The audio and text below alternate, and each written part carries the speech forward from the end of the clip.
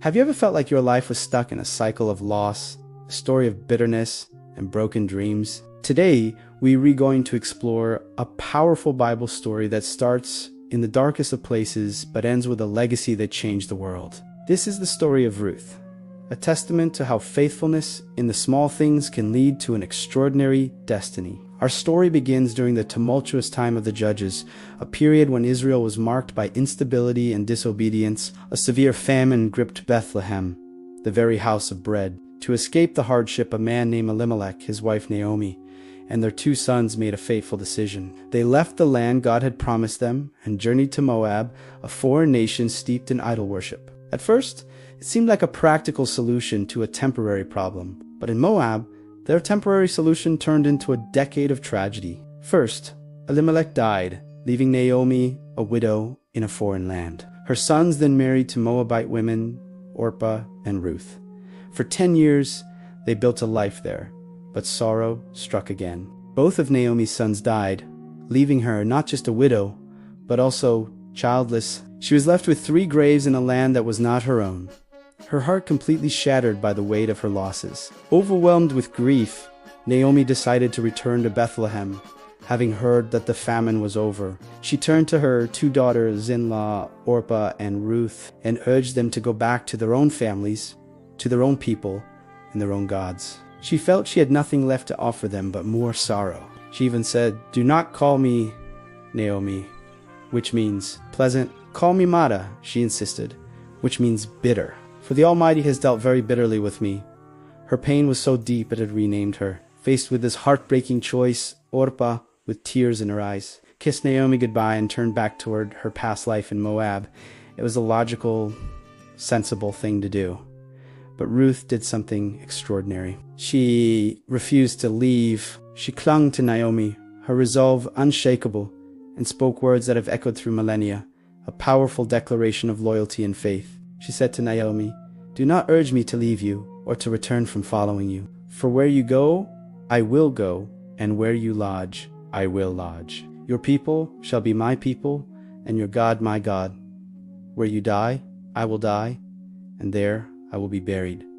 In that moment, Ruth, a woman from Moab, an outsider, a foreigner with every reason to seek comfort and security among her own people, made a radical choice.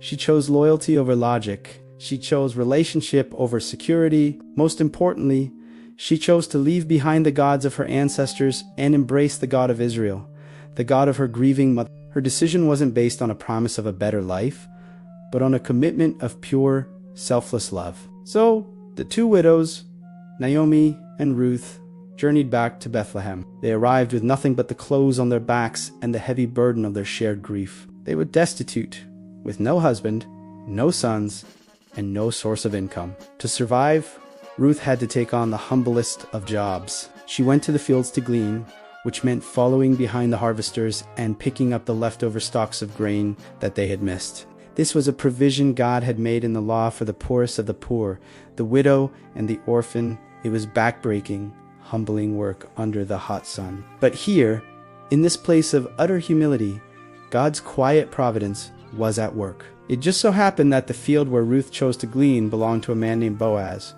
Boaz was not just any landowner. He was a wealthy, respected, and deeply kind man who feared God. And as God's intricate plan would have it, he was also a relative of Naomi's late husband Elimelech. Boaz quickly noticed Ruth.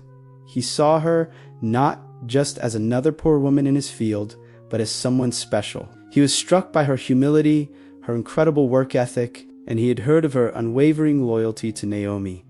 He saw the character behind the circumstance. Moved with compassion, he approached her, not with pity but with respect. He instructed his men to protect her, to make sure no one harassed her. He even told them to purposefully leave behind extra bundles of grain for her to gather. He invited her to share water and meals with his own workers. He spoke a blessing over her, saying, "May the Lord repay you for what you have done, and a full reward be given you by the Lord, the God of Israel, under whose wings you have come to take refuge."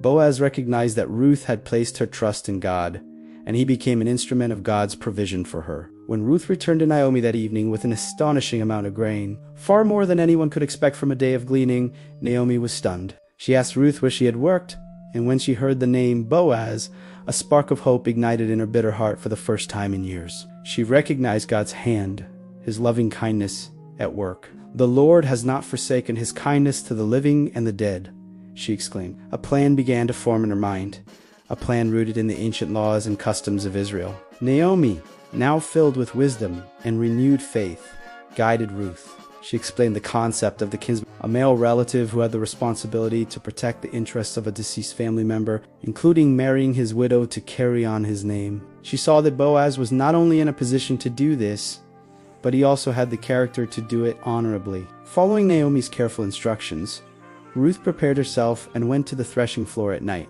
where Boaz was celebrating the end of the harvest. This was a bold and risky move. In the quiet of the night, she approached him respectfully, uncovering his feet and lying down. When Boaz awoke, startled, he asked who she was. Ruth replied with humility and courage, "I am Ruth, your servant. Spread your wings over your servant, for you are a kinsman redeemer." This was a beautiful, symbolic way of asking for his protection in his hand in marriage under the law. Boaz's response was a testament to his incredible character. He wasn't driven by desire, but by honor. He was deeply moved by her loyalty, not just to Naomi, but to the memory of her late husband. He praised her character, noting that her later act of loyalty was even greater than her first, because she hadn't sought a younger, more attractive man, but had followed the path of redemption. He promised to take care of the matter, but he also revealed there was another relative who had a closer claim. With integrity, Boaz vowed to resolve it publicly and properly the very next day at the city gate. True to his word, Boaz went to the city gate, the center of legal and social life, and handled the matter with complete transparency. He redeemed Naomi's land and, with it, took Ruth to be his wife. What started with tragedy and bitterness was now transformed by loyalty, integrity, and redemptive love. The marriage of Boaz and Ruth was more than just a happy ending for two deserving people. It was a pivotal moment in salvation history. Ruth, the Moabite, the foreigner, the widow, gave birth to a son named Obed. The women of Bethlehem, who had once greeted a bitter Naomi, now celebrated with her, saying, "Praise be to the Lord, who this day has not left you without a kinsman. May he become famous throughout Israel. He will renew your life and sustain you in your old age." And that son Obed became the father of Jesse.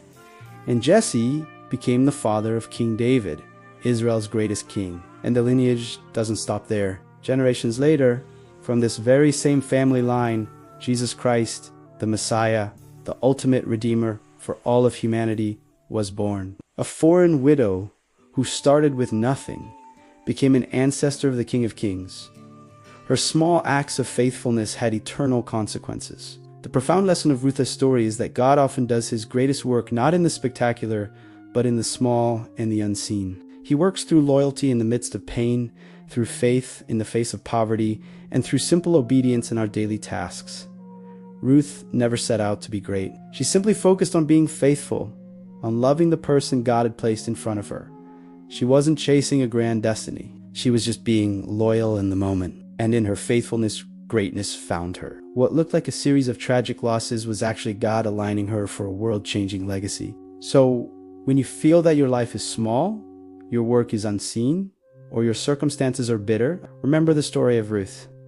When you choose to be faithful in the small things, when you show loyalty when it's costly, and when you put your trust in God, even when you QAUN see the path ahead, you are allowing God to weave your story into his eternal redemptive plan. Your faithfulness today is never wasted.